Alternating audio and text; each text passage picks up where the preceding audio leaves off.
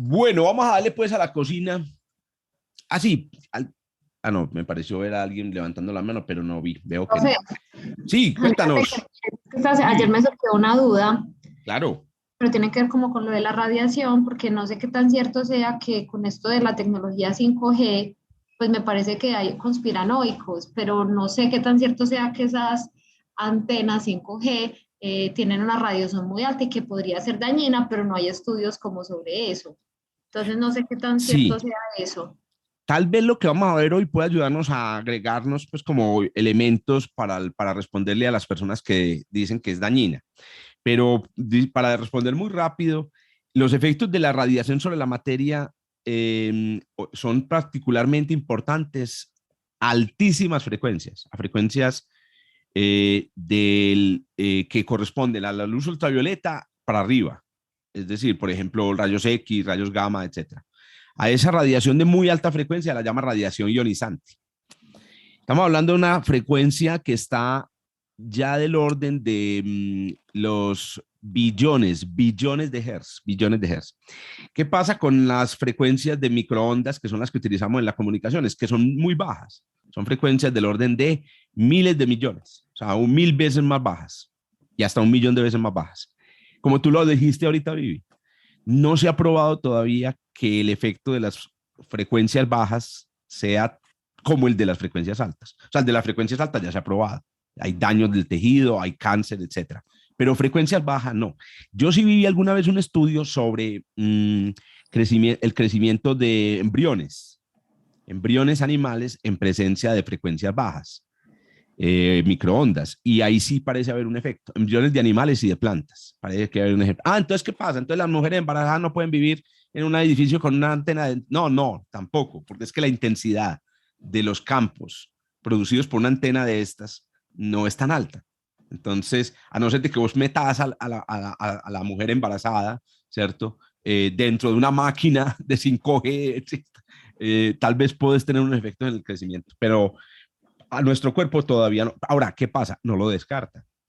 Ahí se necesitan más investigaciones. Necesitamos más investigaciones y por eso, pero lo que sí es definitivo es que no podemos rechazar esa tecnología, así que ya, es que es una cosa maligna, que pones el gorrito así de aluminio, ¿no?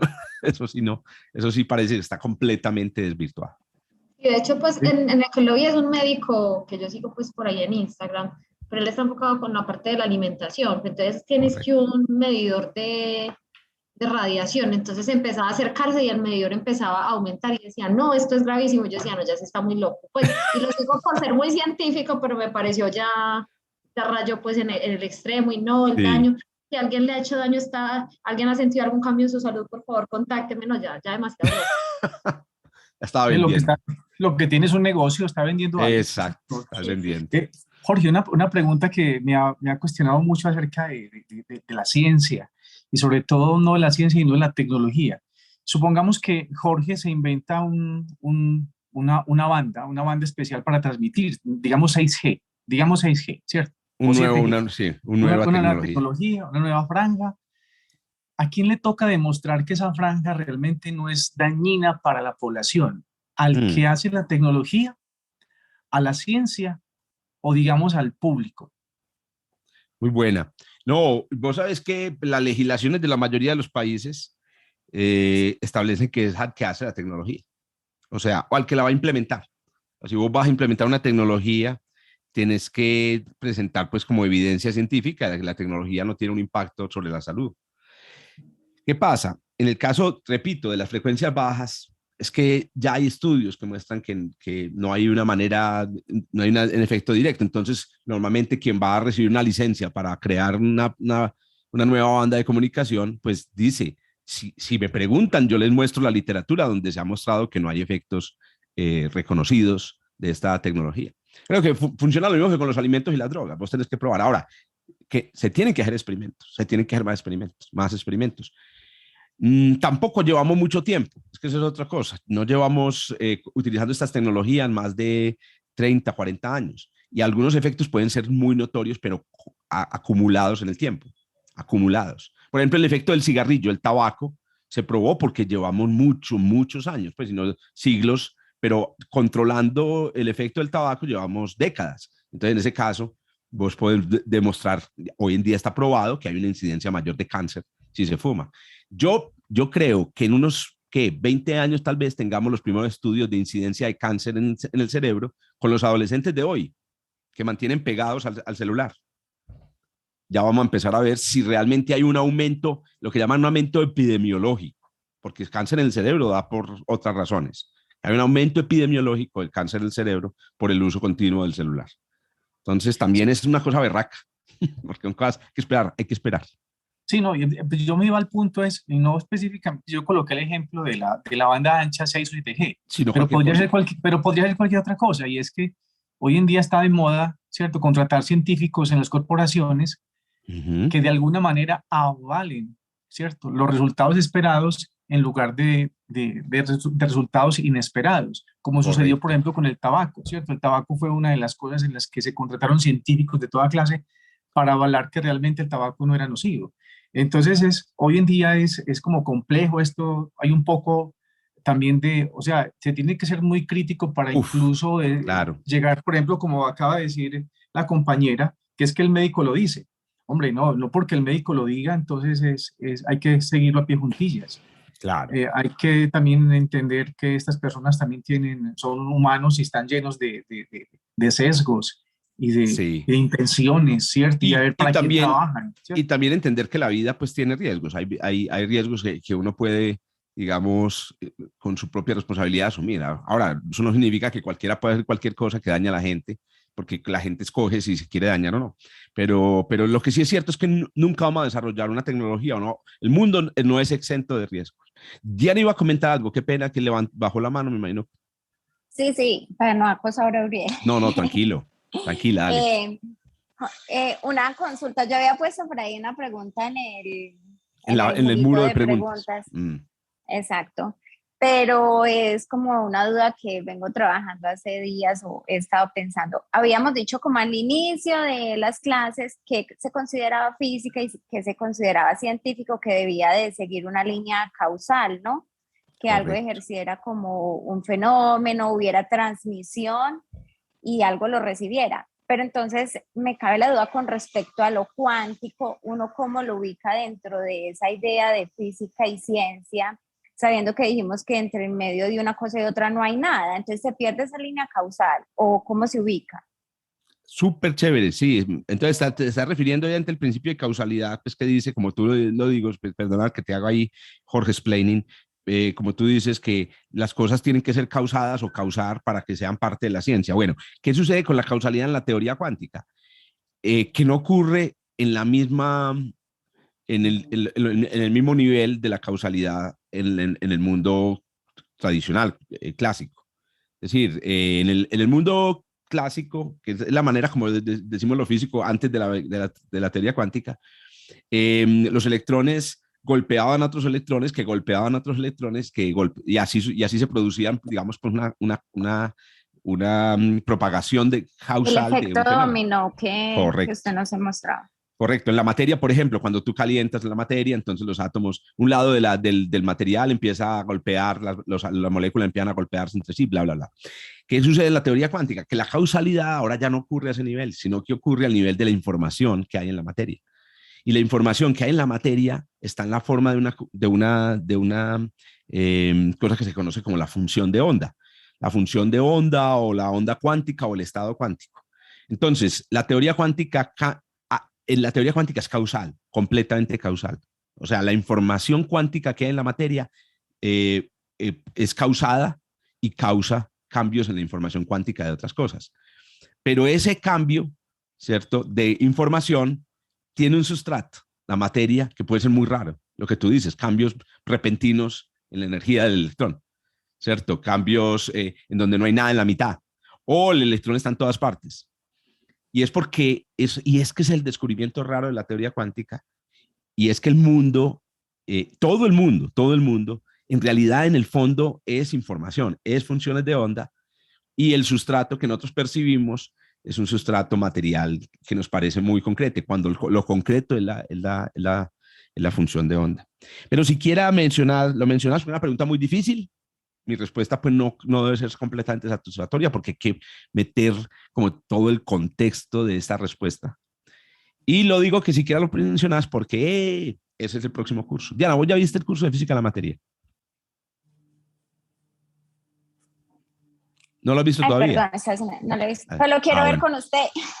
Bueno, no, o sea que lo veas Lo el voy a próximo esperar. semestre, sea que lo veas el próximo semestre, sea que lo veas cuando quieras, sí te lo recomiendo. Me parece que es un... Eso, entonces ahí ya se ve que esa materia no es como de choque y eso, sino Exacto. esa otra función que no entendemos. Exacto, ahí se entiende lo que es el estado cuántico. Se entiende pues entre comillas, porque los que han Sí, estado en el sí. curso saben que hay una Empezar a discusión de fondo muy abordar. complicada. Sí, correcto. Hay lecturas a todos los niveles para que entendamos esos conceptos, etc.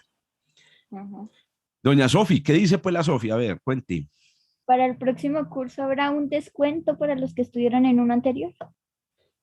No, Sofi, normalmente no hay descuentos para los que estén en uno anterior. Pero lo más seguro es que lo ganes si estuviste en uno anterior. Lo ganes más fácil si estuviste en uno anterior. Ah, bueno. Muy bien. Muy bien, bueno, vamos a comenzar entonces esta lección de hoy, 9:41. Como les digo, tengo unas cositas muy interesantes para contarles. Y vamos a comenzar hoy esta lección de la tercera parte de la física de la cocina respondiendo a la pregunta que les había prometido la vez pasada. ¿Qué pasa si hago huevo duro en el microondas? ¿Alguien ha tenido aquí alguna experiencia negativa al respecto? Todos son experiencias positivas. Tú sí. No, negativas, claro. A ver, Uriel, ¿qué te ha pasado? No a mí exactamente, pero sí he visto a algún amigo que ha intentado hacer eso con lo del huevo en el En el microondas. en el microondas y termina explotado en el microondas, ¿cierto? Uy, y limpiar un microondas Limpiar de huevo en explotado. microondas, le cuento que es mejor comprar uno nuevo. Pero venden unos recipientes como de plástico para hacer huevos Correcto. Duritos en el microondas. Y quien ha Sí, hecho mi amigo, también. Mi amigo no lo tenía. Ese no lo Ese tenía. es el punto. Eso. Quien haya hecho aquí huevo duro en el microondas, ¿lo ha hecho cómo? A ver, cuéntenos cómo se hace un huevo duro en el microondas. No, profe, con el recipiente que dice Diana. Pero correcto. Si se pasa el tiempo, se explota dentro del recipiente y vuela. ¿Y qué pasa si se mete el huevo dentro de un recipiente con agua?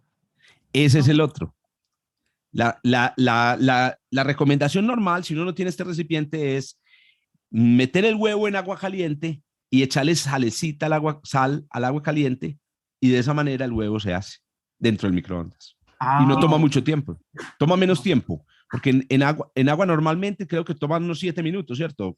En agua hervida hay que dejar un huevo 7 minutos o varios huevos, pero en un microondas en 2 minutos sale un huevo duro fácilmente. Mi papá una vez de desayuno fue a hacer huevo duro, pero ¿Sí? lo metió en el pan y sí quedó. Uy, qué interesante. Si se mete en el pan, o sea, hay que meter el huevo en el pan. Está muy bacana la recomendación de tu padre. Como un sándwich y ahí Sí. lo metió y quedó bien. Uy, pero entonces metió el huevo con la cáscara y todo. Ah, no, le quitó la cáscara. Pero entonces hizo el huevo duro. Había hecho el huevo duro previo. No, lo estoy confundiendo. Ah, Ya. No, pero también puede suceder lo que estás diciendo. Yo, por ejemplo, coger el huevo, totearlo y vaciar el huevo líquido dentro del pan y meterlo al horno de microondas. Eso es sí, un sándwich de huevo, una arepa de huevo, pero con pan. Oiga, que ustedes han visto la habilidad de las personas en la costa que hacen arepa de huevo. Es que eso es impresionante. Cada vez que es delicioso, cada vez que yo voy a la costa, contratamos personas, pues, no sé, en el hotel, en las cabañas, porque nadie quiere cocinar, y uno los ve haciendo arepa de huevo, cosa tan maravillosa. Además, eso queda delicioso. Sony, ¿iba a comentar algo? ¿O ya le dio hambre y se va a ir? No, iba a comentar lo del huevo sin la cáscara y ya lo respondieron. Bueno, listo. Muy bien, vamos a ver entonces por qué los huevos explotan y qué es lo que significa que explotan. Para entender eso, como siempre, mi idea es utilizar esta pregunta como una excusa para entender cosas. Y una de las cosas que necesitamos entender es precisamente cómo es que llega el calor a un huevo que está metido en un microondas. Ustedes pues deben entender que el microondas es un lugar frío. ¿Dónde está la energía térmica que llega al huevo? El calor, o sea, la energía térmica viaja entre las cosas siguiendo distintos caminos en la cocina y en general en la vida cotidiana. La primera forma de transmitirle calor a una sustancia es a través de un fenómeno que se conoce como conducción térmica. La conducción térmica básicamente se basa en el contacto directo. La materia que está a una temperatura más alta está en contacto directo con la materia a una temperatura más baja y pasa al calor. Correcto. Como lo decíamos ahorita conversando con Diana, el fenómeno de conducción térmica básicamente se basa en los choques entre moléculas y átomos en un material, de tal manera que es una especie de transmisión de la energía térmica como por un teléfono roto de golpecitos, ¿cierto? Entonces las partículas le van diciendo. Una cosa que es muy importante entender justamente viendo esta diapositiva es el hecho de que la conducción térmica no ocurre de forma instantánea. A la conducción térmica le toma tiempo transportar calor de un extremo de un cuerpo al otro extremo. Fourier desarrolló su ley de las ondas, ¿recuerdan? De la ley de Fourier, que dice que cualquier onda en una guitarra, por complicada que sea, se puede considerar la suma de ondas sencillas. Él desarrolló esa teoría estudiando el calor. Fourier realmente fue un experto en el calor, en lo que le pasaba al calor. Y existe una ley asociada a Fourier que se llama la ley de Fourier de la conducción. Como ustedes ven ahí, le dice a uno más o menos cuánta energía térmica pasa cuando usted trata de hacer pasar energía o calor a través de un cuerpo. La ley básicamente es un poquito complicada matemáticamente, pero básicamente dice que pasa más calor a través de un cuerpo entre más diferente sea la temperatura. Eso se entiende, ¿cierto? Si usted pone una olla fría encima de un fogón que está a una temperatura un poquito más caliente, pues pasa muy poquito calor. Pero si la olla o el fogón está a 400 grados, pues pucha, el calor que pasa es muy grande. Pero también es proporcional al tamaño. Es inversamente proporcional, perdón, al tamaño. ¿Eso qué quiere decir? Que entre más delgadita sea la olla, ¿cierto? Más energía, más calor pasa a través de ella al agua. Entonces la olla no puede ser muy gruesa. Usted por eso no construye ollas. Bueno, en el pasado, cuando se construían las primeras ollas en la antigüedad, eran ollas gruesas. Era más difícil cocinar. Hoy en día, con los metales con los que podemos construir las ollas, que son aluminio, podemos hacer láminas muy delgaditas y garantizar que la cantidad de calor que pasa al agua sea grande, sea una cantidad de calor grande. Justamente la ley de Fourier es la que explica por qué a los patos no se le enfrían los pies, ¿cierto? Que es la gran, digamos, el tema bacancito del libro. Si leyeron ese capítulo y si no, por favor háganlo, ¿cierto?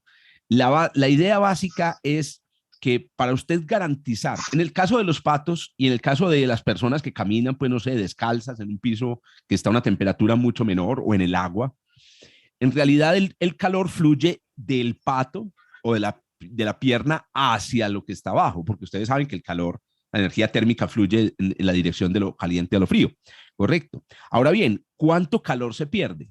Entonces, la cantidad de calor se pierde dependiendo, como dice la ley de Fourier, dependiendo de la diferencia de temperatura. ¿A qué temperatura está la piel humana? A ver, ¿ustedes qué dicen? La piel de mi mano, ¿a qué temperatura puede estar más o menos? A 30, más o menos a 30. 30 grados, está buena, está un poquito más alto, 35 creería yo. Eso se puede medir, pongan un termómetro encima de la piel. Tal vez da un poquito menos de 30, hágale. Uno se mide la fiebre poniéndose en la boca, tratando de medir es la temperatura dentro. En la boca, pues, y cualquier otro agujero, ¿cierto? Pero si usted se la pone en la piel, pues no obtiene la temperatura del interior del cuerpo, sino la de su piel. Entonces, si usted pone su pie encima de hielo, entonces obviamente la diferencia de temperatura va a ser de 35 a 0, una diferencia muy grande.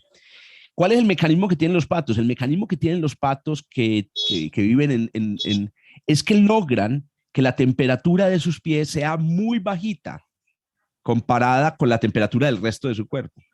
Al ser muy bajita la temperatura, consiguen que no pase mucho calor, que no les salga mucho calor de los pies y en el proceso, pues que no se les quemen los pies, porque básicamente cuando sale mucho calor a gran velocidad por la piel de un animal como nosotros o como los patos, entonces se produce un daño celular, ¿correcto? produce congelación, etcétera. Y eso lo logran por un mecanismo súper sofisticado de intercambio de calor que mantiene siempre los pies fríos. Entonces, la respuesta corta de por qué a los patos no se le enfrían los pies o no se le congelan los pies es porque los patos ya tienen los pies fríos. Exacto, ya tienen los pies fríos. Pero a mí digamos que me quedó una pequeña duda respecto a eso de que ya tienen los pies fríos. Si nosotros tuviéramos ese mismo mecanismo, Jorge, ¿cierto? Ese mismo mecanismo de estar, digamos, en el Ártico y estar felices caminando en el Ártico, caminando en el Ártico. O sea, si nosotros pudiéramos controlar la temperatura de los pies similar a un pato, ¿funcionaríamos en el Ártico o tendríamos que tener una construcción, digamos, molecular que impidiera que las células a ese nivel de frío se dañasen? Pues claro que los patos no solamente tienen este mecanismo que les garantiza tener los pies fríos, sino que sus células, las células de su piel, tienen una resistencia, como vos decís, a esas bajas temperaturas. Exactamente. También porque las células a 10 grados o a 4 grados no funcionan tampoco. Especialmente las células de un animal de sangre caliente como el pato, como nosotros. Correcto. Entonces sí hay un efecto a nivel ya celular que protege esas células de la muerte a esas temperaturas. Es correcto. Sí. Muy bien. Ahora, la ley escrita en términos matemáticos es esta. Esta es la ley escrita en términos matemáticos. Ahí está entonces la diferencia de temperatura y la longitud. Miren, entonces, calor que fluye a través es diferencia de temperatura y la longitud. Ahora, cuando uno escribe una ley de este tipo, donde uno identifica las cantidades importantes, normalmente, para darle a esto una coincidencia en los patrones, se utiliza aquí una constante, un número que da esa consistencia. A la constante que se utiliza en la ley de Fourier de la conducción se la llama la conductividad térmica. Y esa constante depende del material.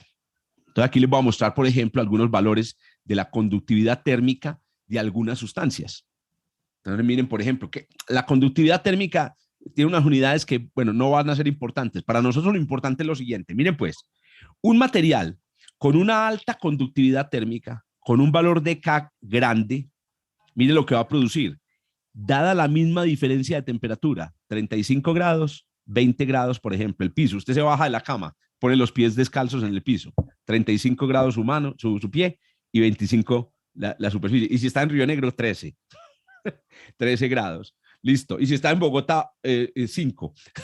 Bueno, imaginémonos que usted está intercambiando calor a través de la misma espacio. En este caso, el espacio es el grosor de su piel, ¿correcto? Entonces, tenemos dos personas que tienen la misma, pero, ojo, hay un material entre las dos que tiene una conductividad térmica distinta. Si el material que tiene una conductividad térmica, por ejemplo, muy bajita, la piel, ¿cierto? Perdón, no, la piel no, unas chanclas.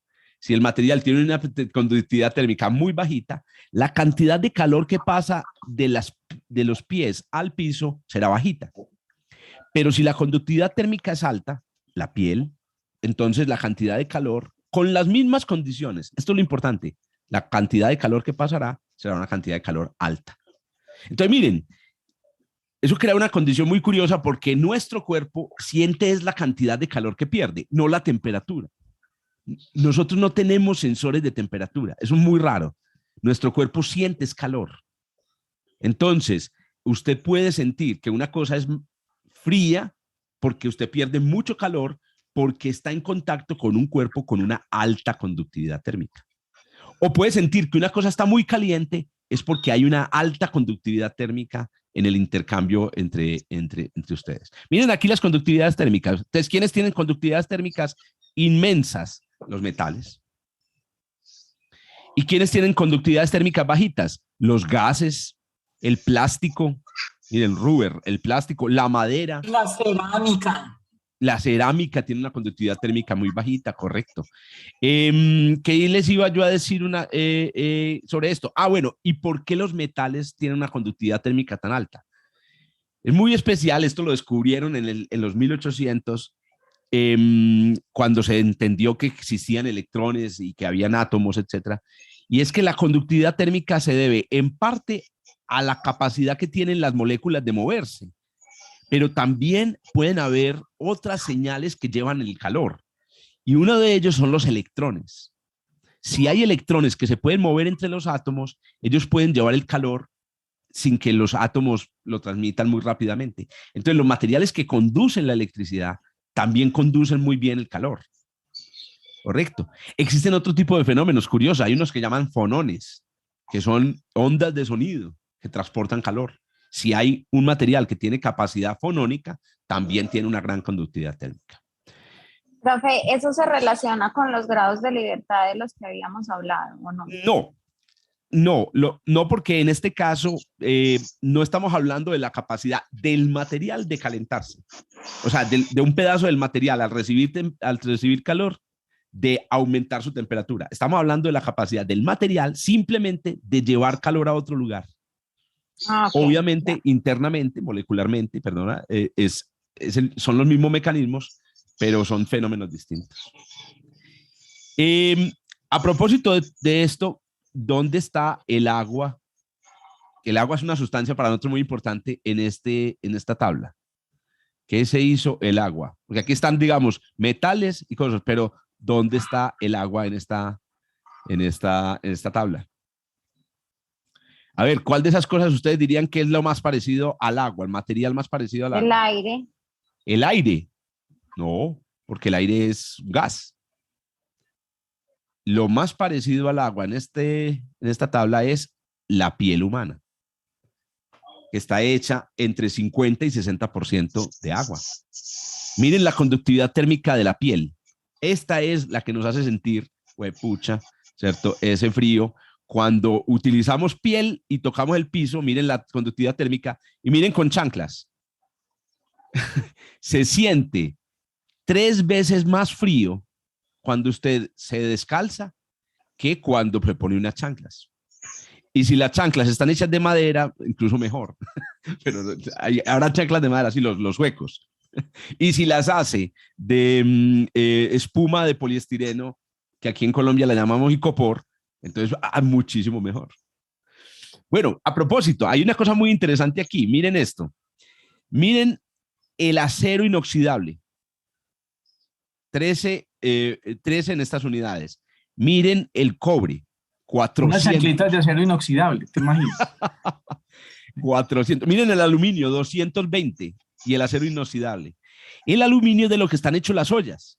Bueno, las buenas, las del Dollar City no. Mira, las del Dollar City es una mezcla ahí rara entre aluminio y otras cosas.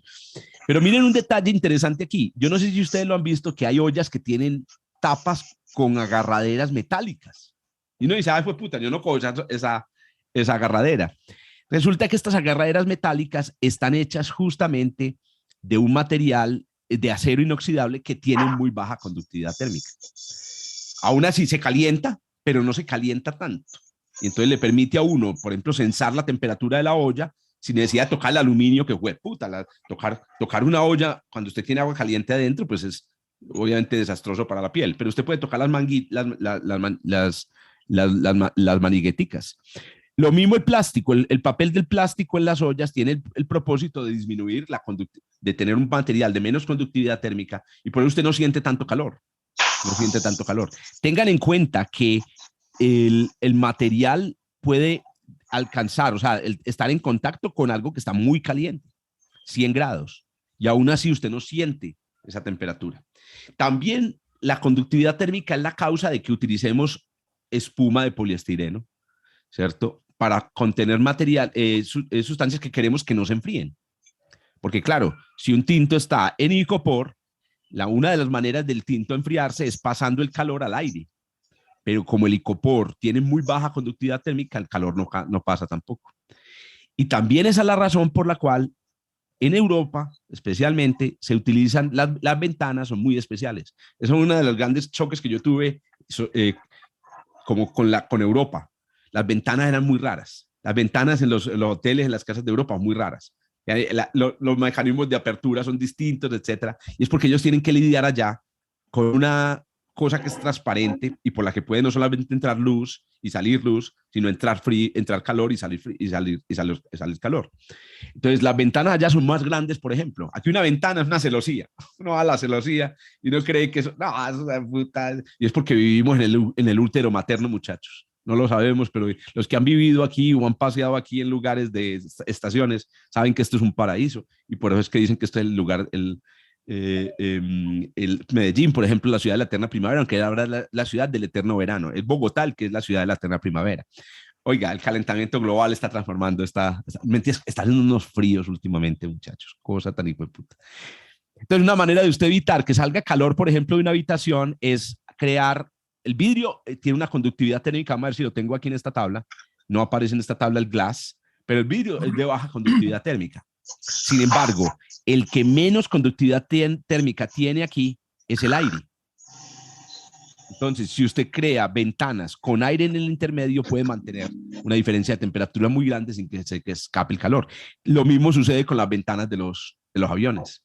Afuera la temperatura está a 60 grados, 68 he visto yo en algunos aviones, en algunas partes de la atmósfera, 68 grados afuera y adentro estamos a 20 grados Celsius. Entonces, las ventanas siempre son dobles. Todos los aviones tienen ventanas dobles.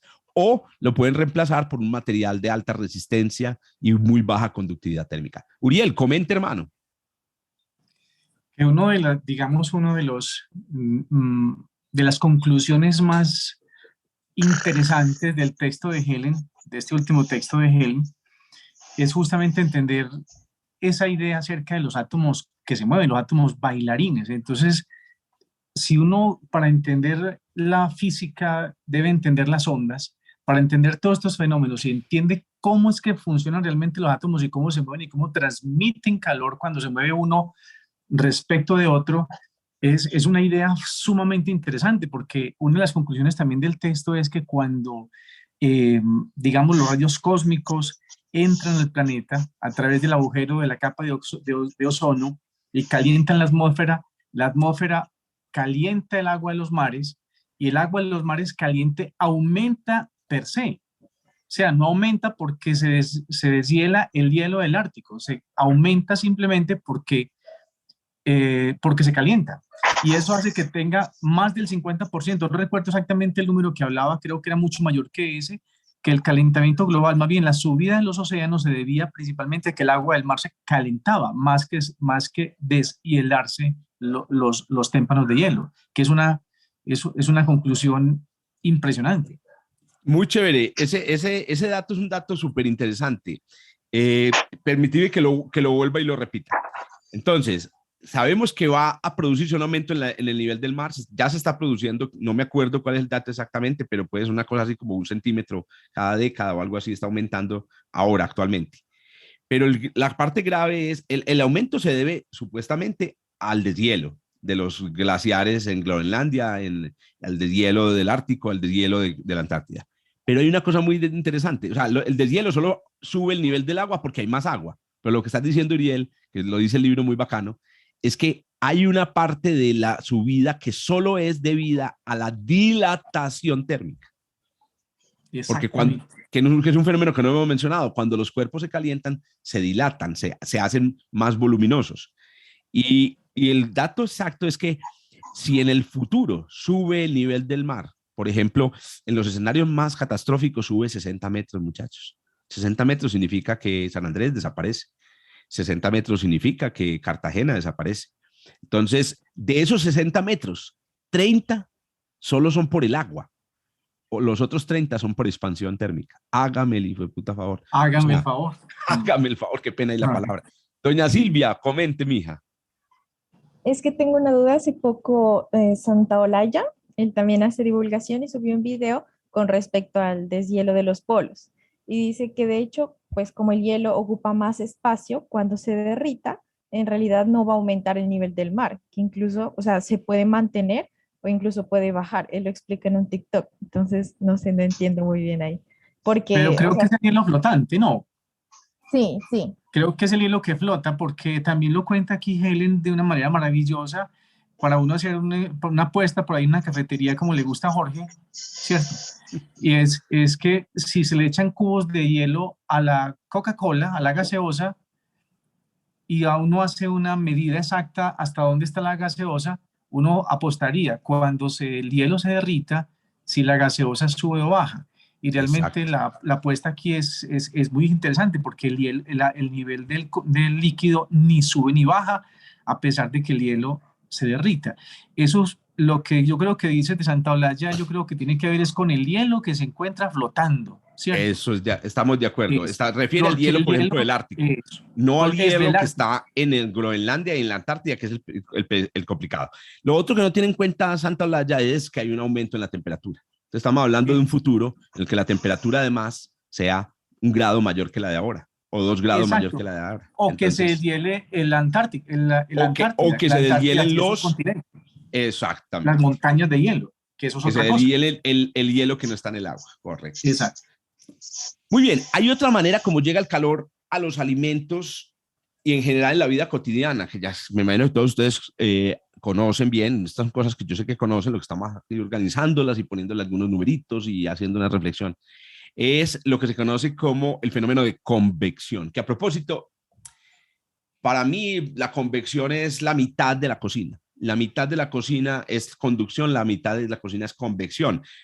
Me refiero a que la convección es tan importante en la cocina que a veces se nos olvida que un fenómeno tan complejo y tan maravilloso produce este tipo de fenómenos. Bueno, ¿qué sucede? Resulta que los líquidos como el agua no son muy buenos conductores.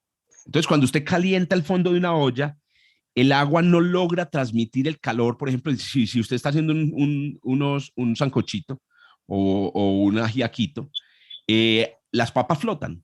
Las papas flotan. Eso es una propiedad, pues digamos, las papas son menos densas que el agua y flotan. Si ustedes tuviera que esperar a que el calor llegara por conducción a las papas, se demoraría una eternidad esperando a que se hiciera el sancocho. Afortunadamente ocurre un fenómeno muy curioso en el agua y es que el agua se vuelve inestable, el fluido se vuelve inestable frente a la gravedad. ¿Y qué es eso de inestable frente a la gravedad? Resulta que aquí hay una simulación de lo que sucede cuando usted calienta mucho un fluido. Entonces ustedes pueden ver al principio, incluso aquí se ve cómo estos colores representan temperatura. Y miren que al principio el líquido intenta transportar el calor. Al principio de la simulación se ve como el líquido empieza a transportar el calor. Pero hay un momento, especialmente ocurre aquí en el centro, donde ocurre un fenómeno muy curioso y es que el líquido se calienta tanto que pasa un fenómeno que se conoce muy bien en la física, es el fenómeno de la flotación. La flotación. Miren qué pasa en un fluido. Esto es una ley que se llama la ley de flotación o la ley de Arquímedes. Si usted en un fluido, en una sustancia líquida o gaseosa, tiene una parte del fluido, ¿cierto?, que es menos densa que el resto del fluido, entonces esa parte que es menos densa tiende a subir. Y la razón tiene que ver con la presión. Resulta que como el fluido pesa, la presión en la parte alta de esta bolsa de fluido es más pequeña que la presión en la parte baja. La diferencia de presión la calculó Arquímedes, o la intuyó Arquímedes. Arquímedes no sabía nada de presión, es igual al peso de una cantidad de fluido igual a esta, pero sin una cantidad de fluido normal. Entonces, claro, este mismo volumen ocupado por una cantidad de fluido normal pesa más que lo que pesa esta bolsa de fluido, que es menos densa. Entonces, el resultado es la tendencia del fluido a flotar. Si ocurre al contrario, si una bolsa de fluido es más densa que el fluido circundante, entonces el fluido tiende a hundirse. Entonces, ¿qué pasa en la convección? En la convección, cerca a un objeto caliente, el aire se expande. Al expandirse se hace menos denso. Y como es menos denso que el aire circundante, entonces flota. Y lo que sucede entonces es que el aire empieza a flotar. Tanto el aire como el agua. Entonces, lo que ocurre en una olla con agua caliente es, vean, aquí se ve esa bolsa de agua que empieza al principio de la simulación a flotar, y esa bolsa con agua que empieza a flotar, pues miren el color, Al final, la bolsa con agua caliente termina llevando el calor a toda el agua del fogón.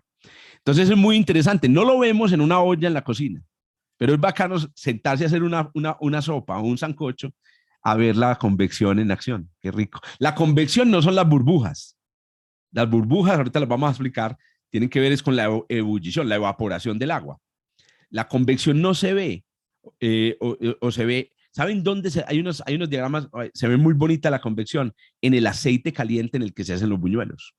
Vamos a ver aquí busquemos aquí una animación bonita, un GIF animado bonito sobre este fenómeno.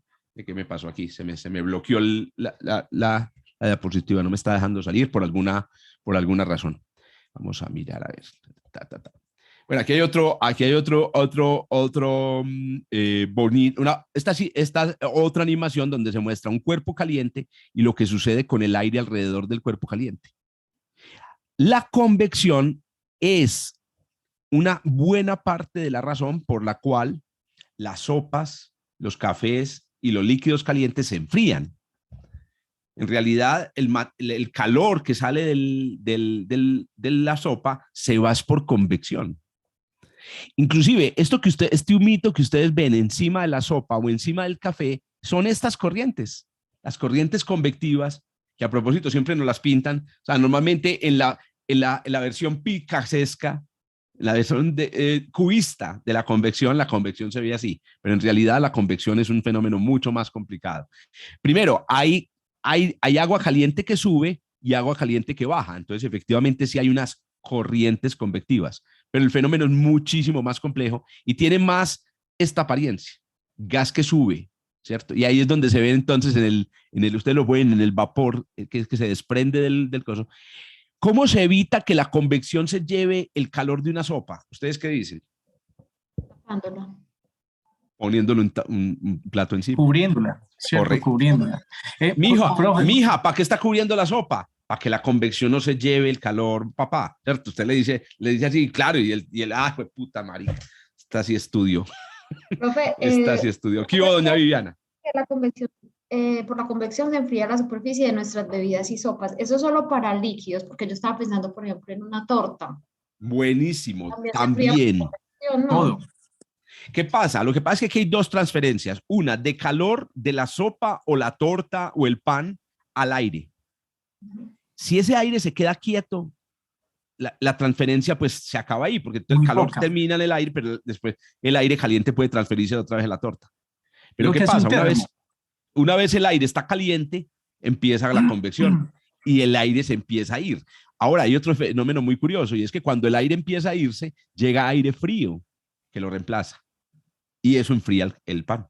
Entonces ocurre una especie de bombeo de calor del pan hacia el aire y al rato ya usted tiene pan frío o torta fría o café frío. Lo opuesto a eso, Jorge, sería un termo donde guardar café. Sí, correcto. La manera de evitar la pérdida de calor por convección, porque el aire caliente queda realmente apresado, atrapado. ¿Sí? Claro, entonces, en el caso del termo operan ya dos factores, como tú lo mencionaste. El termo no es muy buen, las paredes del termo son muy poco conductivas y adicionalmente eliminadas el coso. Bueno, la convección es, por ejemplo, la manera también como se hace huevo duro normalmente. Usted mete los huevos y la convección, ¿cierto? Trae calor desde el fondo de la olla hasta los huevos que flotan, aunque ya vimos ahí también un truquito muy bacano para saber si un huevo está bueno o está malo, utilizando la flotabilidad del huevo. Y con el tiempo el huevo va recibiendo el calor que venía de la olla originalmente. Pero hay una manera muy curiosa de llevar calor de un lugar a otro. Y es la manera que a mí me interesa para el horno de microondas. La luz es una onda, ya lo sabemos, y las ondas sabemos que transportan información y energía, o más bien habría que decir, transportan energía. Y la energía es información, o transportan información, que es energía, ¿cierto? Es un poco esa relación energía-información es una cosa que hoy en día se está haciendo con cada vez más frecuencia. Entonces, a la pregunta de si la luz puede transportar calor, la respuesta es completamente cierta. Es decir, también podemos transportar calor con luz.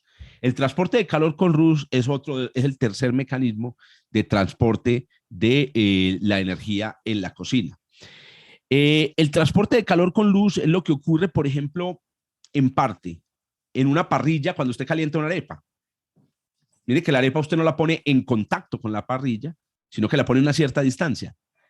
¿Quién calienta la arepa? La luz. Es la luz del fogón lo que calienta la arepa. Es impresionante. Porque uno también es como para sentarse a ver, ay marica, la luz infrarroja es la que está calentando la arepa. Pero hay que tener cuidado porque también hay otros factores. Por ejemplo, la arepa está encima de una ¿cómo se llama eso? Como parrillita, una parrilla. ¿De qué está hecha la parrilla? De un material muy ¿Qué tipo de conductor. material? ¿Es aluminio o es acero? ¿O es hierro? ¿De qué estará hecha o el latón? Pues hay unas como de Aluminio. latón, otras son como láminas, pero no son aluminio. Hierro. Yo Sí, creo que no es muy deberían ser buen así. conductora. Yo creo que inclusive la idea es precisamente que la parrilla no se caliente mucho. Mire que usted puede coger la parrillita. Usted puede coger la parrillita después de estar haciendo arepitas, ¿cierto? Claro, a veces la parrilla, ya después de estar expuesta mucho tiempo, porque lo que importa es la luz que le llegue. La parrilla lo que tiene que tener es huecos para que le entre la luz a la arepa. Exactamente, creo que la parrilla lo que hace es evitar que la luz No llegue. Evitar que no llegue, o sea, evitar que llegue toda la luz posible a la arepa. Toda la luz Ahora, posible, ¿cierto? también hay convección. También el aire que está cerca a la parrilla se calienta y alcanza a subir algo del calor por convección, pero es principalmente por radiación. La radiación, entonces, miren, explica otra manera en la que llega el calor. También la radiación es la que nos explica, por ejemplo, la manera como llega el calor a nuestros brazos desde una fuente, digamos, de energía, como, por ejemplo, como el fuego. Miren este experimento también bonito. O sea, dos maneras de calentarse frente al fuego son a través de la radiación, si usted pone las manos a un lado, o a través de la convección, si las pone encima.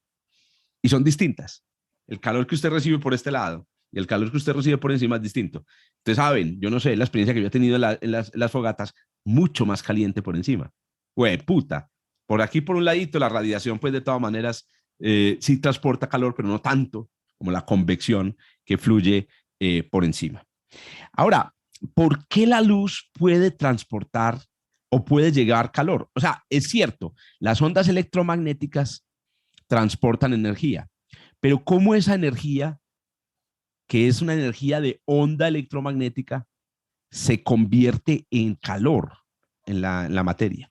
Entonces aquí hay una serie de fenómenos muy interesantes, de física ya microscópica muy interesantes, sobre la manera como la luz o como las ondas electromagnéticas interactúan con la materia. Y en estas formas de interacción están las claves del horno de microondas y de un fenómeno también muy interesante, y es la razón por la que nosotros vemos. Porque la visión también es un fenómeno en el que la energía de una onda se convierte en un fenómeno químico y en última instancia en un pensamiento, que es un fenómeno químico también en última instancia. Bueno, una de las maneras y posiblemente la más importante en la que la radiación, o sea, las ondas electromagnéticas se convierten en calor es por el fenómeno de la resonancia. Las resonancias.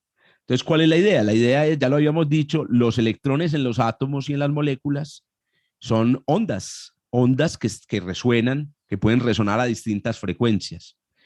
Si la luz que usted hace incidir sobre la materia está hecha de moléculas o de átomos, contiene las frecuencias de los armónicos de los electrones de los átomos y las moléculas, entonces esa energía termina siendo transferida a la materia, ¿cierto? Entonces, de la misma manera que el sonido, por ejemplo, que produce la guitarra, una cuerda de guitarra, termina transfiriéndose a la caja, pero se transfieren los armónicos en las frecuencias de la caja. Asimismo, la luz se transfiere a la materia por este mecanismo. Ahora, aquí hay un detalle importante. Las resonancias, las frecuencias en las que resuenan los átomos y las moléculas pueden ser muy diferentes. Por ejemplo, muchas moléculas de cierto tipo, hay una familia de moléculas orgánicas que se llaman los carotenoides, la familia de los carotenoides, son moléculas que resuenan en una frecuencia que corresponde a lo que nosotros conocemos como luz visible. ¿Cuál es el resultado? El resultado es que esas sustancias, cuando son iluminadas, absorben mucho la radiación, absorben mucho las ondas electromagnéticas. Entonces son sustancias a las que les gusta mucho la luz visible. Una sustancia, por ejemplo, una de la familia de los carotenoides está presente en la zanahoria.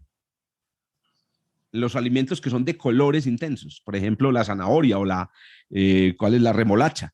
Que son morados. Estos alimentos que tienen colores intensos contienen sustancias que resuenan mucho a la luz visible. El verde de una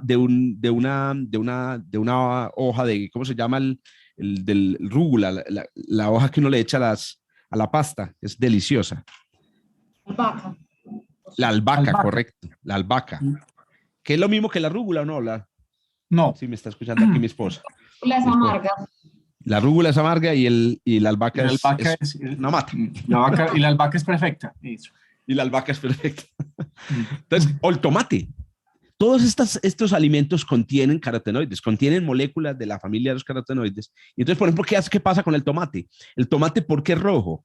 Porque resuena con el rojo, no, al contrario. El tomate es rojo porque resuena con el azul, porque resuena con el verde. Las moléculas resuenan con esas sustancias de tal manera que cuando llega la luz blanca de la lámpara blanca de la cocina, entonces se queda con el azul y con el verde y dice, le devuelvo todo lo demás. Y entonces usted ve el tomate rojizo, ¿correcto? Profe, ahora bien, dale, Uriel. Sí, así como una cuerda de guitarra, aquí pensando pues en el instrumento de la guitarra, claro. Así como una cuerda de guitarra cuando se pulsa, la que nos dice que está sonando la guitarra es la resonancia de la onda en la madera. Ajá. Es exactamente pasa exactamente igual y con las ondas de luz, ¿cierto? Correcto. Es decir, sin resonancia no habría luz, no habría color, no podríamos ver. No habría interacción de la luz con la materia. Interacción de la luz. ¿Qué pasa con un vidrio, con un objeto transparente? La luz no resuena con ese objeto. La luz pasa derecho por un vidrio porque no hay ningún tipo de resonancia. Entonces, la carne de burro es transparente, solo la de los burros que no resuenan, porque hay burros que sí resonamos. Oiga, otra, espérate que me acordé de una cosa. Me acordé y ya se me olvidó. Me acordé de una cosa y se me olvidó. Bueno, la resonancia a la luz visible es un fenómeno muy importante, pero en la cocina, muchachos, las resonancias más importantes son infrarrojas. La mayor parte de las sustancias complejas, o sea, hechas de grandes moléculas o de moléculas, en realidad tienen una resonancia infrarroja. Uno de los casos de resonancias infrarrojas más conocidos es el del agua. Bueno, claro que les cuento, el agua también resuena a la luz visible. ¿Sabe qué le gusta mucho al agua? Los rojos. Le encantan los rojos. Por eso el agua se ve azul. Ahora, ¿qué sucede? La resonancia a los rojos del agua no es muy intensa. Entonces, si usted tiene un vaso con agua, usted la ve blanca, transparente. Pero si usted tiene un estanque con agua profundo, ya usted lo empieza a ver azul. Azul porque resuena con el rojo, le gusta el rojo. Pilas pues, el color de los océanos no es azul por reflejo de la luz azul del cielo, nada que ver. El color del océano es azul porque el agua es de color azul, es que ese es el color del agua. Ah, no, el agua es transparente. No, el agua, poquita agua se ve transparente porque el agua es de un azul muy clarito, muy, muy clarito. Se necesita mucha agua para usted ver el agua azul. Pero el agua, y atención con esto, que esto tiene que ver con la crisis climática, resuena de una forma violenta al infrarrojo, violenta. Y lo hace de formas muy curiosas. Normalmente cuando el agua absorbe el rojo, la energía de los electrones en la molécula cambia. Pero cuando el agua absorbe la luz infrarroja, más o menos esto ocurre a unos 30.000 gigahertz, es una resonancia. Miren, respecto a la pregunta de Viviana, miren la frecuencia de resonancia del agua a la luz infrarroja, 30.000 gigahertz. La frecuencia del 5G es 5 gigahertz. O sea que estamos hablando que esto es 15.000 veces más alto. 3.000 veces más alto. 5.000, 15.000 veces más alto. Entonces, a una resonancia tan alta, estamos hablando entonces de absorción infrarroja, que a propósito, el hecho de que el agua resuene con el infrarrojo hace del agua, del vapor de agua, uno de los gases de invernadero más poderosos que existen. Muchachos, no es el CO2 al que le debemos temer. El gran temor es por el agua. Bueno, el metano y el agua. El metano también es súper absorbente del, que a propósito, es la resonancia del CO2, del metano y del agua con el infrarrojo lo que hace, lo que produce el efecto invernadero. Porque miren, la luz llega del sol en forma de luz visible, las moléculas de CO2 y de agua no les gusta la luz visible, no mucho, hay muy poquita agua en la atmósfera, hay como el 1% del agua cuando está sequita. Entonces, ¿qué sucede? Llega a la Tierra se calienta y emite luz infrarroja, y esa luz es la que no puede escapar. No la deja escapar el agua. El agua es súper. Entonces, ¿por qué les digo que hay que temerle al agua? Porque el agua de los océanos se está evaporando y entre más temperatura haya, más evaporación va a haber. Entre más agua haya en la atmósfera, más grave será el efecto invernadero. Es una cosa que a la que tenemos que tenerle muchísimo cuidado. Miren, este es un espectro, el espectro, ojo, de emisión del agua. Entonces, hágase de cuenta que hiciéramos tocar la guitarra de las moléculas. La guitarra de las moléculas de agua. Si usted coge una molécula y le pega, aquí se ven los armónicos del agua. Vean aquí los armónicos del agua, como los armónicos de la guitarra. La molécula de agua tiene. A estos armónicos se los llaman bandas de emisión, en el caso del agua, y cuando el agua es iluminada con luz infrarroja, se los llaman bandas de absorción. La banda de absorción más poderosa del agua está cerca a las 6 micras. Y traje esta noticia, me pareció muy interesante, esto salió el año antepasado o el año pasado, y es que utilizando la banda de emisión en las 6 micras, descubrieron que en la luna hay más agua que un hijueputa.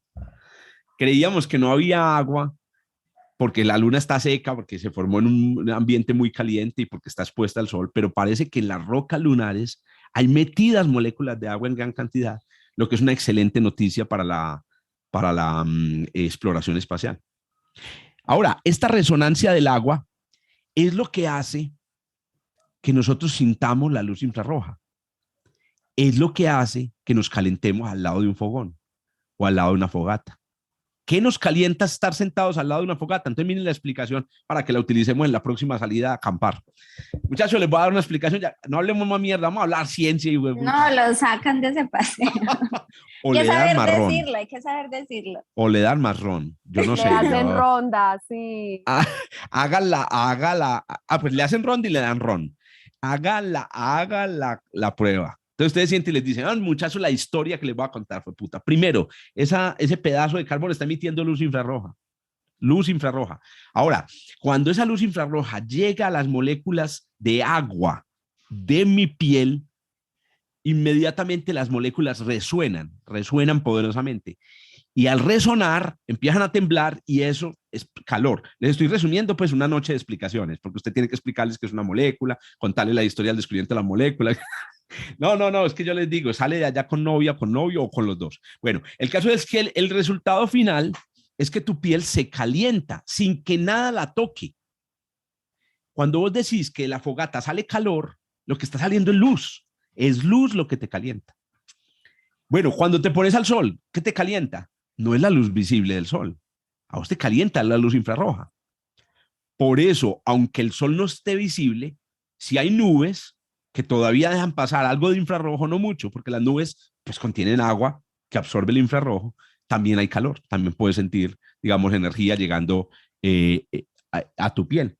Justamente hay un detalle muy interesante y es que como en el aire hay moléculas, entonces el aire, este es un diagrama muy conocido de cuál es la transparencia de la atmósfera a distintas longitudes de onda. Y aquí se ve precisamente, miren las frecuencias infrarrojo, que todas las moléculas complejas, agua, miren el agua, el dióxido de carbono, el metano, resuenan, porque estos son espectros, resuenan en el infrarrojo. Y por eso la atmósfera entonces es opaca en el infrarrojo, es opaca. La opacidad de nuestra atmósfera al infrarrojo es lo que explica, repito, el calentamiento global. Es un fenómeno de resonancia, Ahora bien, hay un detalle muy bacano relacionado con una combinación de resonancia con calor. Cuando uno combina esos dos fenómenos, se produce una situación muy chévere y tiene que ver con el color que tienen los cuerpos calientes. Un cuerpo que está en equilibrio térmico puede emitir espontáneamente luz precisamente porque sus átomos se mueven, como si hubiera un montón de guitarras tocando, ¿cierto? Entonces todos estos átomos pueden emitir una gran cantidad de energía. Hay una ley matemática, hay una ley física en la termodinámica justamente, que dice que la energía que hay en los átomos de una sustancia no es toda la misma. No todos los átomos de una sustancia que está a una cierta temperatura tienen la misma energía. Esto que hay aquí es una especie de curva así como de, ¿cómo se dice?, de económica o poblacional, que muestra cuántos átomos hay que tienen distintas formas de energía. La ley que fue formulada por Stefan Boltzmann dice que en un cuerpo que tiene una determinada temperatura, hay una energía de los átomos que es la que más abunda. Esa energía de los átomos que más abunda depende de la temperatura. Cuando decimos que un cuerpo tiene mucha temperatura y por lo tanto sus átomos vibran muy rápidamente, lo que estamos diciendo es eso.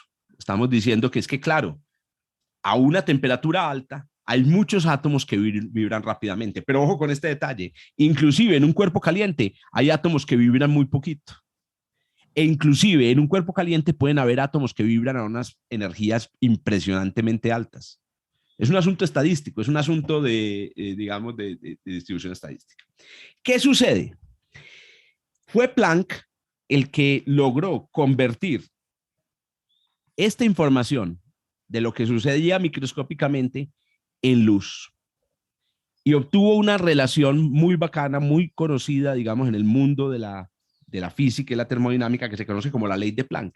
Convirtió la distribución de calor o de energía que hay entre las partículas en distribución de intensidad luminosa. Como cada uno de estos átomos puede emitir luz, lo hace en una intensidad que depende de su energía. Entonces, si a una determinada temperatura hay muchos átomos con esta energía, entonces a una determinada temperatura habrá mucha luz que se emite justamente con una cierta energía. Esto lo vamos a ver o lo van a ver en el curso de física de la materia. Resulta que la energía con la que un átomo puede emitir luz depende de su color, de la frecuencia de la luz que emite. Un cuerpo caliente como un tizón o como una parrilla, entonces miren una cosa, por la ley de Boltzmann y Planck, emite luz de todos los colores, de todos los colores. O sea, una parrilla emite también azul, rayos X, ondas de radio. Usted podría sentarse a sintonizar radio cocina. El único problema es que la cantidad de luz, de radiación que emite de muy baja frecuencia, sería las ondas de radio, es muy bajita.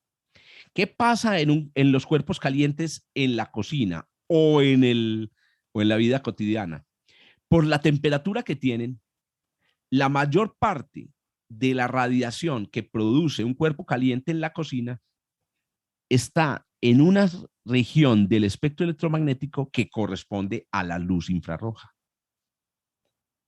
Entonces, los cuerpos en la cocina emiten mucha luz infrarroja. El calor básicamente, la radiación de la cocina es pura luz infrarroja. Pero hay otro tipo de cuerpos, más calientes todavía. Por ejemplo, las estrellas. Las estrellas que están a temperaturas muy altas, esta curva que dice cuánta luz emiten de cada color, se mueve del infrarrojo, se mueve a la luz visible, y eso hace que las estrellas emitan la mayor parte de su luz justamente en luz visible. Inclusive hay una relación, justamente por la ley de Planck, entre el color con el que vemos las estrellas y su temperatura. Uno puede saber la temperatura de una estrella a partir de su color. Las estrellas que tienen baja temperatura emiten su luz, especialmente en el infrarrojo, y se ven rojizas. En cambio, las estrellas que tienen altas temperaturas emiten su luz en frecuencias muy altas y se ven azulosas. Es muy, muy Por eso, curioso. por eso las vemos. Justamente, por eso vemos las estrellas. Ahora, ¿Cierto? ¿qué pasa? Aunque un cuerpo, miren, por ejemplo, esto obviamente no es una parrilla de cocina. Aquí están trabajando hierro forjado. Aunque usted vea la lava o aunque usted vea este cuerpo de color amarillo, en realidad el amarillo es solo una partecita de lo que está emitiendo. La mayor parte de la luz que emite este cuerpo es luz infrarroja. Es realmente luz infrarroja. Profe, ¿y si reaccionan al infrarrojo porque no se ve azul, como habíamos dicho, o eso no tiene que ver? Muy interesante. Si el agua absorbe el infrarrojo, ¿por qué no se ve azul? O la piel. La parrilla, porque el agua sí dijimos que como reaccionaba al rojo se veía azul. ¿Y por Muy qué en la bien. parrilla Mira no? que son dos tipos de colores distintos. El color de una parrilla se debe a su temperatura. El color de una camiseta o del agua se debe a su resonancia con la luz. Entonces se habla de color por adición y color por subtracción. La parrilla emite luz, suma luz, y entonces vuelves un color sumando luz. El agua resta luz le resta luz a lo que recibe. Entonces el agua, por ejemplo, elimina el rojo. Entonces, ¿qué devuelve? El azul, y por eso se ve azul. Todos los colores de los pigmentos que nosotros vemos, este azul de este pigmento, el color de mi piel, son por subtracción. Le quitamos colores a la luz blanca que recibimos de las fuentes de luz. Muy bien, ese hecho es el que nos permite, por ejemplo, medir la temperatura de una persona en un aeropuerto, la temperatura de la piel. Y es el que nos permite medir la temperatura con termómetros de estos. En realidad, estos termómetros utilizan la ley de Planck y otra ley que se conoce como la ley de Stefan, otra ley física de la emisión de calor por radiación. ¿Qué dice la ley de Stefan? La ley de Stefan dice que no solamente cambia el color de un cuerpo al cambiar su temperatura, un cuerpo que emite luz, cuerpo caliente que emite, sino también cambia la intensidad de la luz que emite. Y depende de su temperatura. Entonces, ¿qué hacen estos termómetros? Estos termómetros que miden la temperatura reciben lo que son sensores de luz infrarroja. Reciben la luz infrarroja de tu cuerpo y miden qué tan intensa es. Y midiendo qué tan intensa es, estiman la temperatura. Entonces, eso es lo que hacen tanto las cámaras que utilizan en los aeropuertos como estos termómetros, que a propósito, estos termómetros los utilizamos también hoy en la cocina. Es la mejor manera, por ejemplo, de medir la temperatura en un horno. Usted abre el horno, pues el horno tiene un sensor de temperatura, que normalmente es un sensor de estado sólido, una punta, pero vos puedes abrir el horno y con un sensor de estos de temperatura medir la temperatura de la superficie del pan o la superficie de la torta. Aunque en realidad en la cocina usted lo que hace es meterle al pan una punta para medir la temperatura por dentro del cosa. Entonces, miren cómo utilizamos las leyes de la temperatura y la radiación en nuestra vida cotidiana, de manera que a veces simplemente no somos conscientes. Inversamente, profe, también se puede calcular cuánta intensidad tiene, solamente conociendo obviamente la temperatura de un objeto, ¿cierto? Sería lo contrario al T a la 4. Sí. O sea, saber la intensidad que produce sabiendo la temperatura. Exactamente. Yo conozco la temperatura de un objeto, sabría entonces qué tipo de luz estaría emitiendo. Eso. Exacto, que es lo que hacemos, por ejemplo, en astrofísica. A los que han visto aquí los cursos de astrofísica, estas relaciones son sacrosantas en la astrofísica, porque en astrofísica lamentablemente no podemos medir temperaturas si no es con esto. Nadie le ha ido a meter un termómetro al sol, por ejemplo. Nos toca medirlo todo utilizando radiación. Sí, iba a decir otra cosa. Afortunadamente me contuve, ¿cierto? Que estoy como un mico hoy, estoy como un mico. Sí, hermano, está como un mico hoy. Muy bien. Esa también es la razón también de, digamos, hablando de este tipo de luz infrarroja, esa también es la razón por la que cazan muchos animales, ¿cierto? Claro, o sea, pueden detectar el animal. Algunos serpientes cazan. Claro. Resulta que Eso es lo último que quiero mencionarles en esta lección de hoy, y es la visión. La visión. Este es un fenómeno maravilloso. No me quiero detener mucho, pero sí quiero darles el elemento como clave, porque es que la visión, ¿qué puede ser más cotidiano que la visión? Si ustedes salen de este curso y no saben cómo ven, pues puta, yo me considero un mal profesor. Y resulta que tenemos todos los elementos ya para entender la visión. Todos los elementos. La visión, por lo menos en nuestra rama del árbol evolutivo.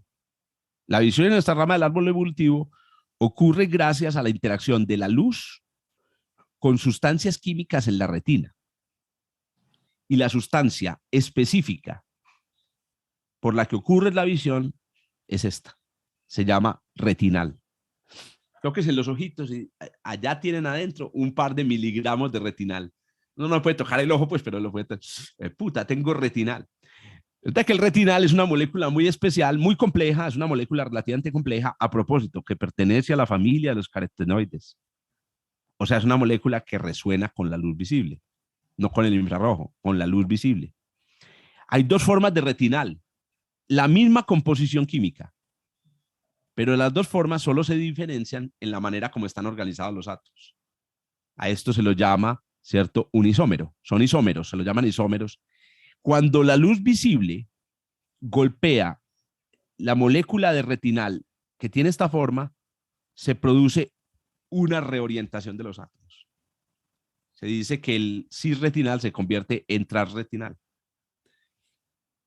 El retinal está presente en nuestras células fotorreceptoras, que se llaman los conos y los bastoncitos, conos y bastoncitos. Allá en esas células hay retinal. Ahora, como el retinal se está convirtiendo de una forma a otra, hay que consumir retinal todo el tiempo para poder ver. El retinal se sintetiza en nuestro hígado a partir de la vitamina A. Por eso los alimentos, que a propósito es una vitamina que hay que conseguir afuera. No es por eso que nosotros tenemos que comer. A ver, ¿cuáles son esos alimentos que les recomiendan a uno las mamás y las abuelas y los abuelos que coman? Que son buenos para la vista, mija. La zanahoria. Zanahoria. Adivinen por qué la zanahoria. Ya empiezan a cuadrar. Color de la zanahoria, ¿cierto? Carotenoides, vitamina A, retinal. Coman alimentos que tengan colores. Entiendes que no, tampoco voy a hacer esa. Ay, me voy a comer hierba para poder ver mejor. No, tiene que tener vitamina A para que tenga esta sustancia, el retinal. Entonces, con el retinal se hacen proteínas, un tipo de proteínas que están presentes en nuestras células fotosensitivas. Aquí están los dos tipos de células.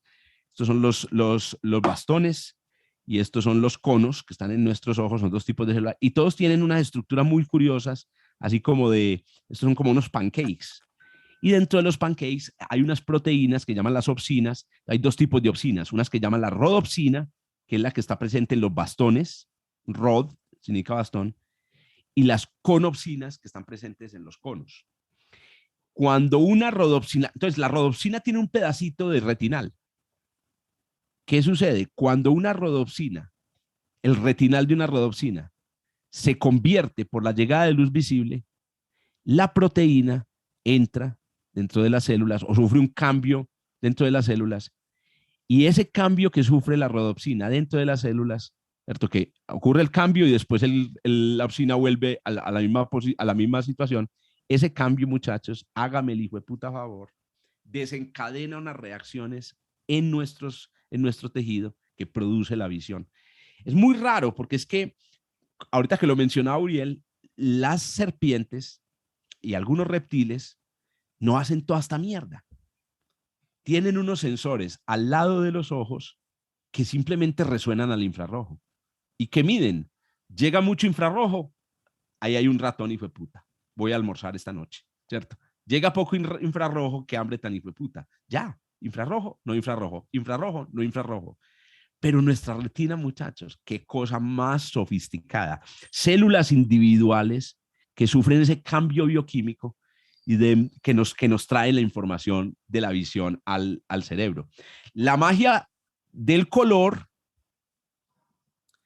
ocurre porque Resulta que hay distintas rodopsinas sobre todo conopsinas en nuestros conos.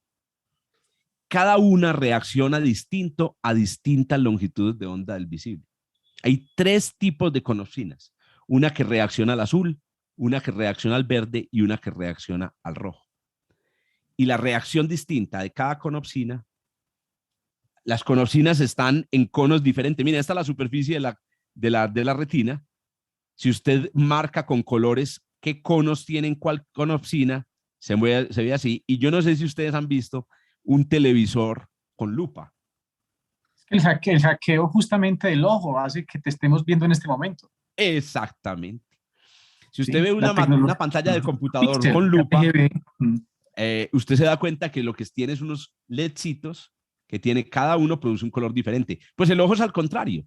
En cada micra cuadrada de la superficie del ojo hay conos que son sensibles a distintos colores. Cuando llega la imagen a tu ojo, entonces, si tiene mucho rojo, se activan los conos que tienen conopsina sensible al rojo, y entonces de ese punto de la retina te dicen, puta, estás viendo rojo, marica.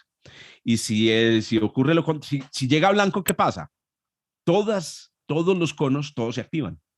Y eso nos da entonces a nosotros la maravillosa experiencia del color.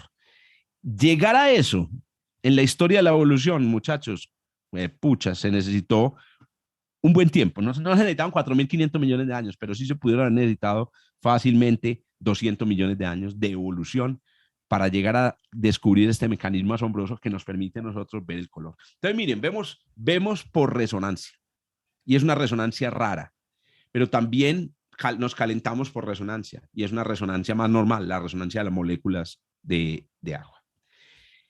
Bueno, paremos ahí para que nos peguemos una recargada de retinal.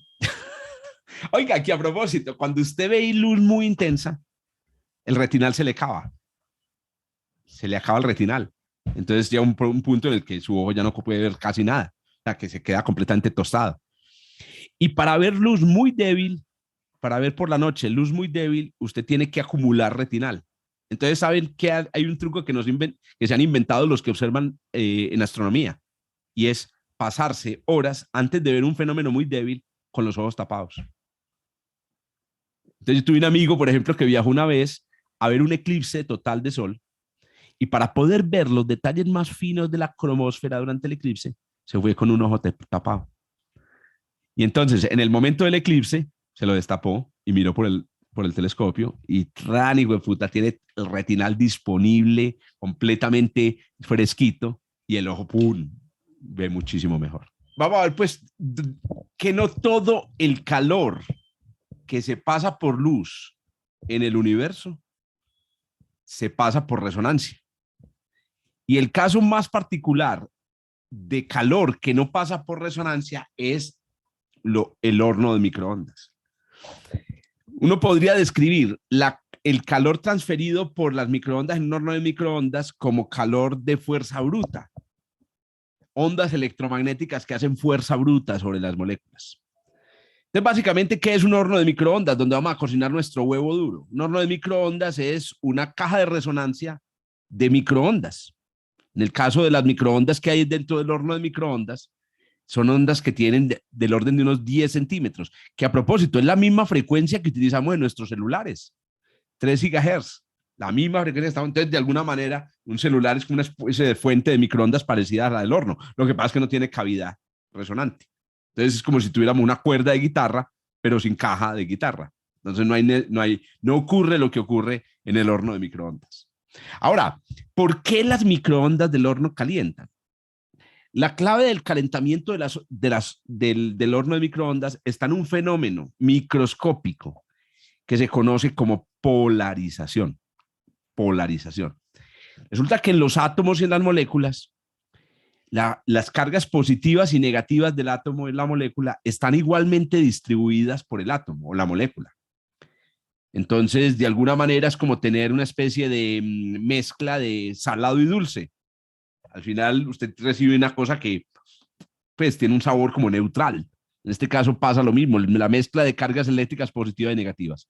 Pero ¿qué sucede si usted pone un átomo o una molécula en presencia de electricidad, de campos eléctricos. Se sabe que cuando usted pone sustancias que incluso son neutras en presencia de campos eléctricos, la parte negativa de los átomos o las moléculas, que aquí está representada de forma muy infantil, y los que vieron física de la materia saben que esta es una representación incluso demasiado, ¿cómo es que es? Demasiado cubista de los átomos o las moléculas. Miren, cuando yo pongo un campo eléctrico, aquí está representado el campo eléctrico como una diferencia de polaridad. El campo eléctrico en este caso va hacia allá, baja de acá hacia acá. Entonces resulta que la parte negativa es atraída hacia la parte positiva del campo de la molécula o de los átomos, mientras que la parte positiva es atraída hacia la negativa del campo. El material que se pone en el campo eléctrico, los átomos y las moléculas terminan en un estado que se conoce como de polarización. Polarización. La polarización, por ejemplo, es la que explica por qué una peinilla frotada contra el cabello o un lapicero frotado contra el cabello atrae papelitos. Entonces, ¿qué es lo que sucede? Usted cuando frota la peinilla o el lapicero, le asigna una carga eléctrica a la peinilla y eso produce un campo eléctrico. El campo eléctrico polariza las moléculas del papel y una vez polarizadas, miren que cuando la carga se redistribuye, el lado positivo queda cerca al negativo y entonces se atrae. Entonces los papelitos terminan subiendo por efecto de la polarización. La polarización es un fenómeno omnipresente en el mundo, no nos damos cuenta tanto porque, digamos, no percibimos tanto los campos electromagnéticos. Cuando los pelitos se paran en presencia, por ejemplo, de un campo eléctrico, y eso se produce, por ejemplo, cuando en la ropa, en sentido, cuando hay cierta ropa de plástico o ropa de materiales sintéticos, cuando haces fricción, o las sillas, en las sillas rimas, en las fiestas, vos sentís que los pelitos se te paran cerca a la silla, es polar, no es emoción, es polarización. El pelito, la proteína del cabello se polariza y al polarizarse las cargas se redistribuyen y son atraídas por estos cuerpos. La materia normalmente no está polarizada, excepto el agua. El agua y ciertas moléculas que tienen por naturaleza, por su constitución molecular, una polarización natural. En el agua, por ejemplo, las cargas eléctricas y negativas y positivas no están igual distribuidas, porque en el agua hay una competencia muy, muy desigual, muchachos, que coma mierda. Es un átomo de oxígeno que es enorme, con un montón de protones, contra un pobre hidrógeno que tiene un solo protón. Entonces, ¿qué sucede? En el agua, los electrones del hidrógeno terminan pegados al oxígeno. Entonces, ¿qué pasa? Las moléculas de agua desarrollan una polaridad. El lado del oxígeno de la molécula de agua, que yo he comparado la molécula de agua como con una cabeza con dos topitos. La cabeza es el oxígeno y los dos topitos son los átomos de hidrógeno. Entonces resulta que la cabeza es negativa y los topitos son positivos. Entonces las moléculas de agua son naturalmente polares. Inclusive la polaridad de las moléculas de agua hace del agua una sustancia superpoderosa. Mejor dicho, les voy a decir lo siguiente, con esto les voy a decir. Tenemos sopa, Milo, café, gracias a la polaridad del agua. Si las moléculas de agua no fueran polares, al echar café instantáneo en el agua, el mismo café que usted echa en polvo se iría para el fondo. Porque las partículas, los granitos de café y el café, que es una molécula, pues no dirían, y a mí qué hijo de puta es el agua. Pero como el agua tiene polaridad, la electricidad de la molécula de agua se pega a la molécula de cafeína. Se pega a las moléculas que hay en el café y en el Milo, en el chocolate. ¿Y cuál es el resultado? Cuando una molécula de café queda rodeado de moléculas eléctricas de agua, la molécula se integra al agua. Decimos que se disuelve. No habría caldo de pollo tampoco. Oiga, qué delicia el caldito de pollo. No sé si ustedes sabían que el caldo de pollo es caldo de hueso de pollo. Entonces, a mí me goza mucho por aquí una amiga mía que dice que yo comí mucho hueso cuando estaba chiquito.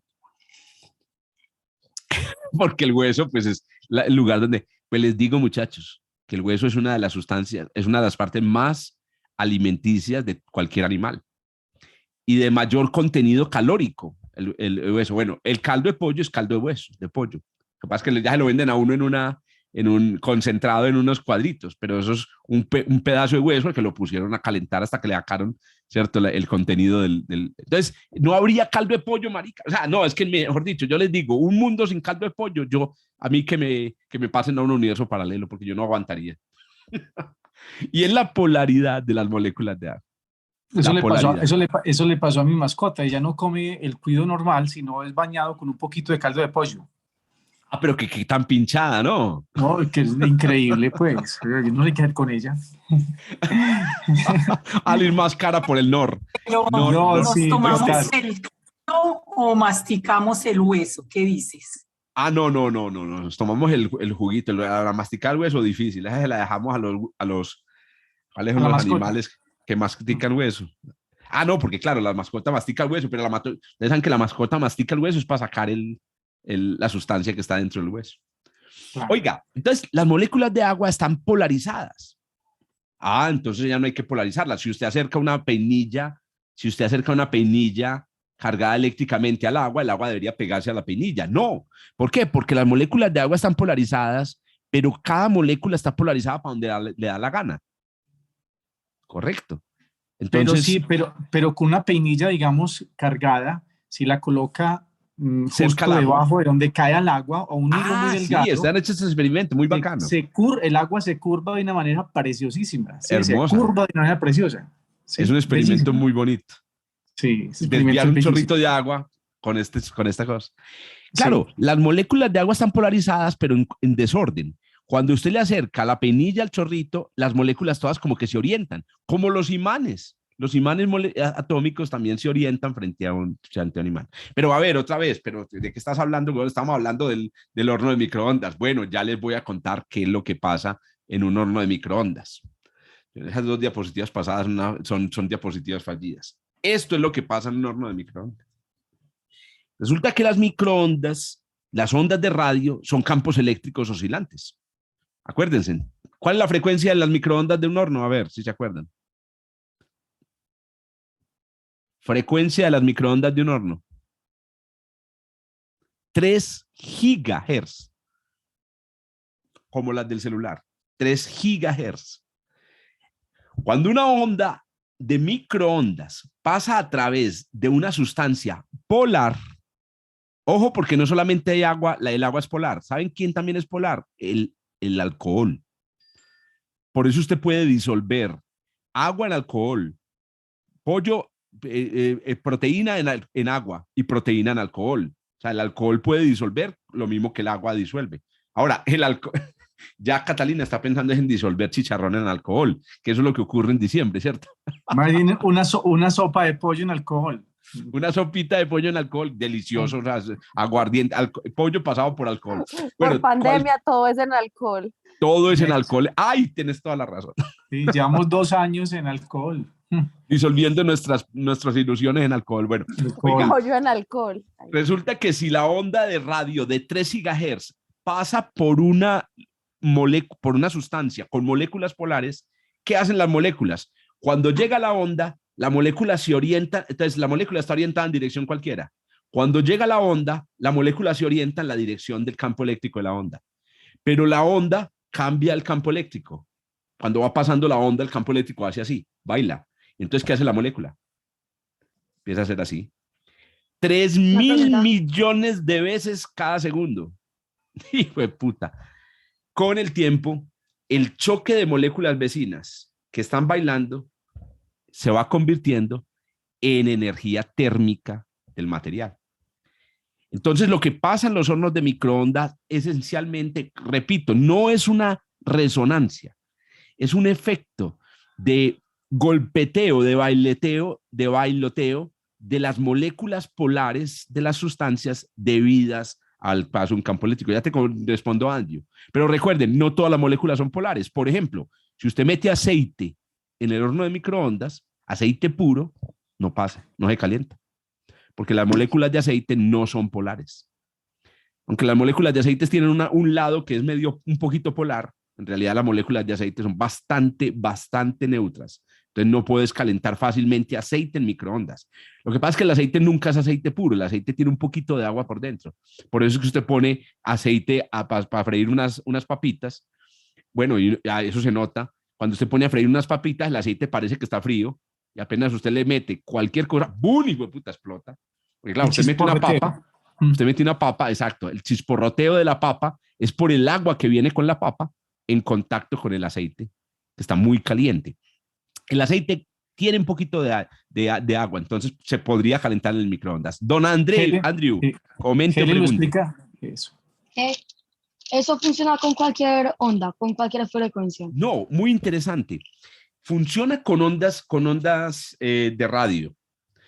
Lo que sucede con las microondas es que las microondas se pueden empaquetar en un objeto de tamaño, de dimensiones adecuadas para nuestras cocinas. Que yo no sé si ustedes saben que el horno de microondas se descubrió por azar. Cuando se estaban haciendo los primeros experimentos con el radar utiliza una fuente de ondas de microondas muy poderosa. Un investigador se dio cuenta de que una chocolatina que llevaba al laboratorio se derretía cuando prendía el aparato de radar. Pues puta, y él dijo, ¡ay! ¿Cómo así? ¡Ah! ¡Qué interesante! Y entonces inventaron una caja de resonancia. Lo importante, Andrew y todos, es que necesitamos la caja de resonancia para que las ondas se concentren en intensidad. Porque una onda de microondas libre no se concentra. Entonces, volviendo a la pregunta de Viviana, ¿pueden los celulares hacernos daño?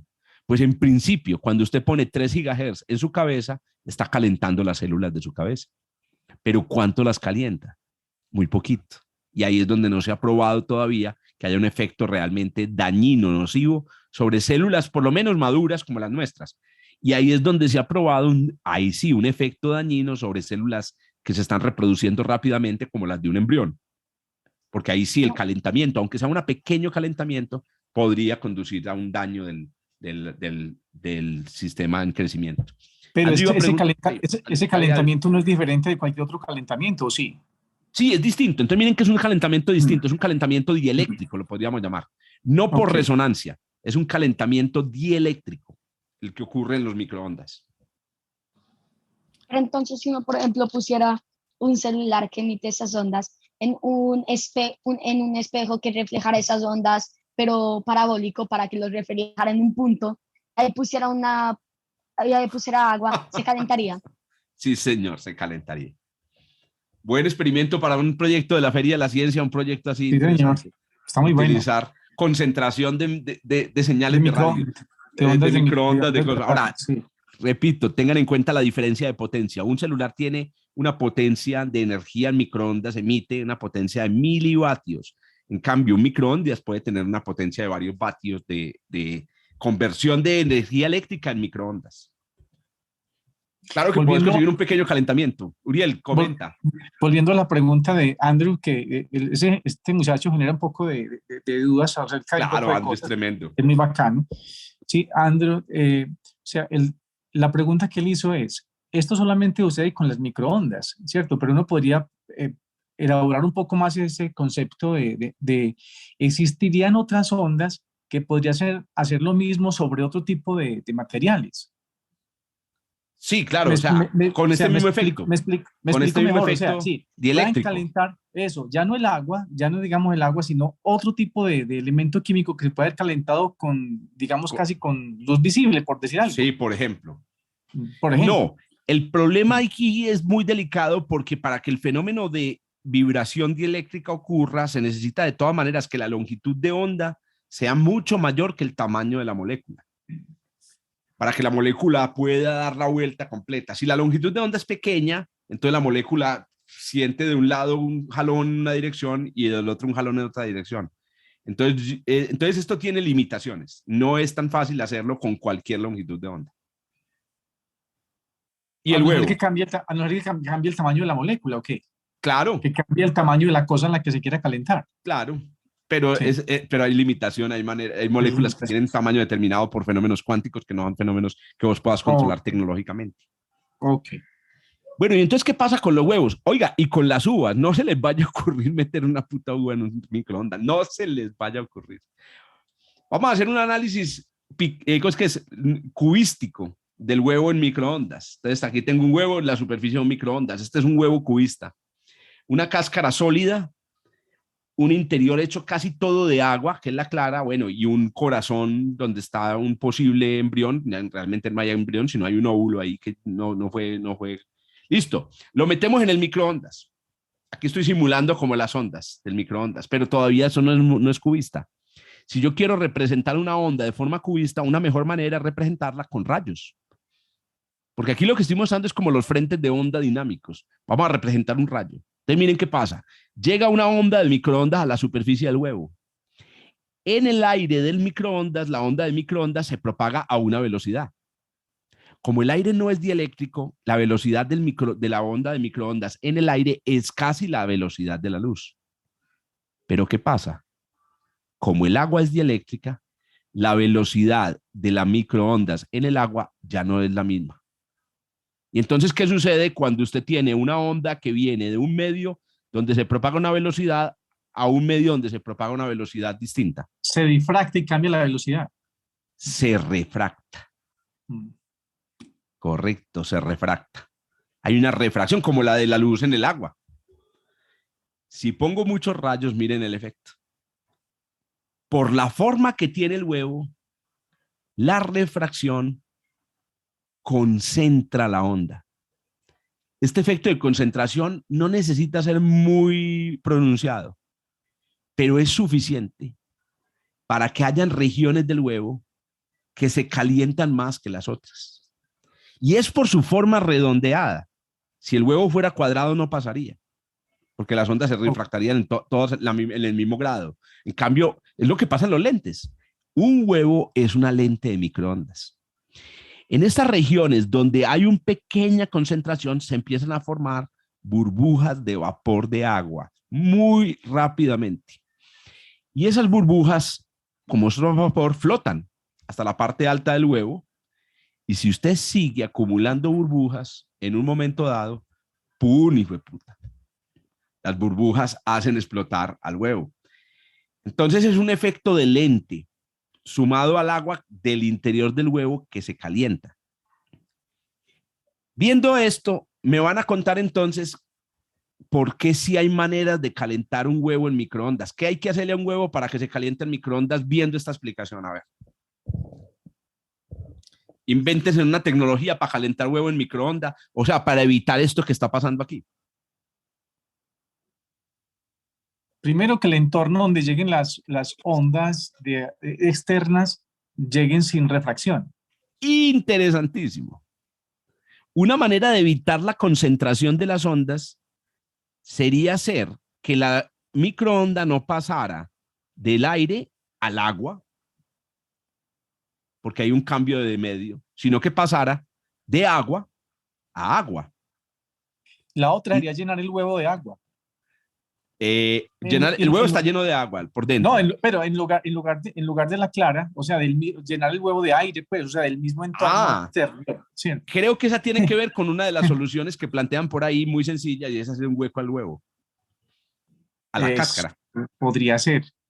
Si usted le hace un pequeño huequito a la cáscara por arriba, las burbujas de aire que se forman durante el calentamiento, pues se escapan.